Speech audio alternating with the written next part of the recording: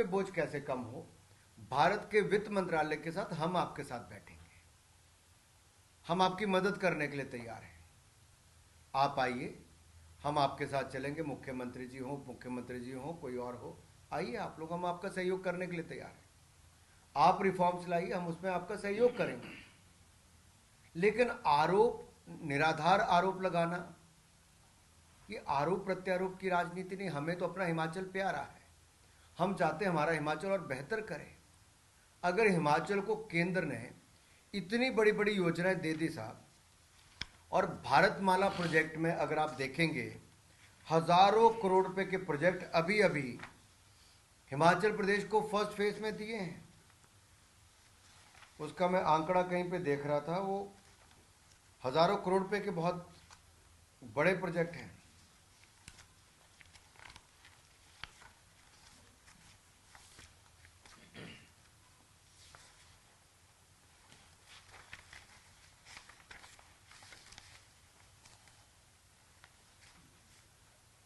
एक मैं आपके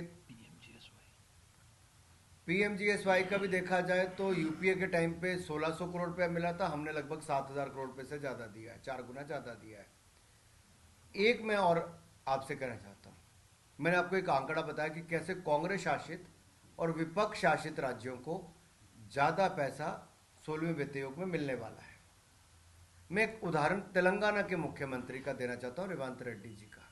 वो आए, उनके राज्य में भी इसी तरह की समस्या थी। निर्मला जी ने और प्रधानमंत्री जी ने उनकी मदद की, ब्याज दर कैसे कम हो, कैसे उस कंपोनेंट को कम किया जाए ताकि प्रदेश के ऊपर बोझ कम पड़े।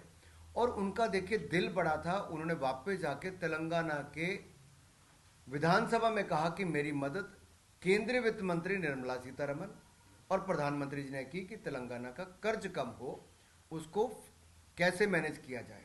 तो हिमाचल प्रदेश भी आए।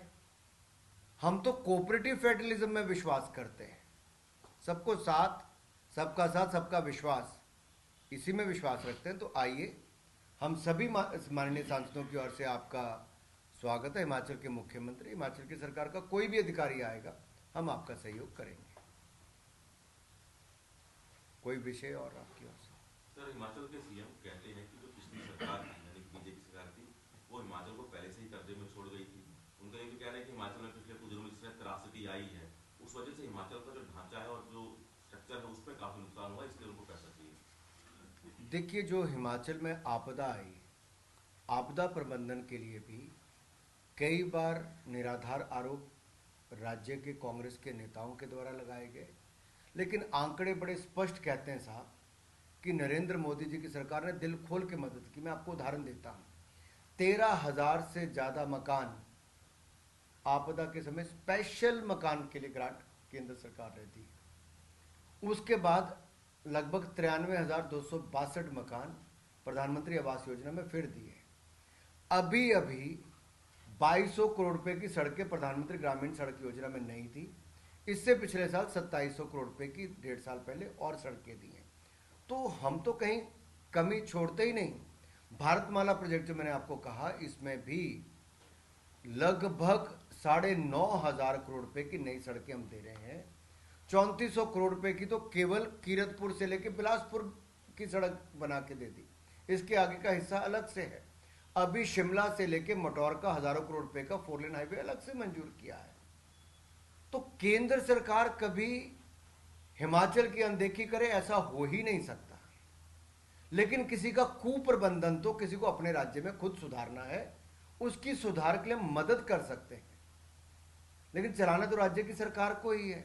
उसमें ना हर्षी मदद कर सकते हैं, ना सिकंदर जी, ना राजीव जी, ना सुरेश जी। वो तो राज्य की जो सरकार चुनी उसको ही मदद करनी है। हम उसके बावजूद सांसद सहयोग करने के लिए तैयार हैं।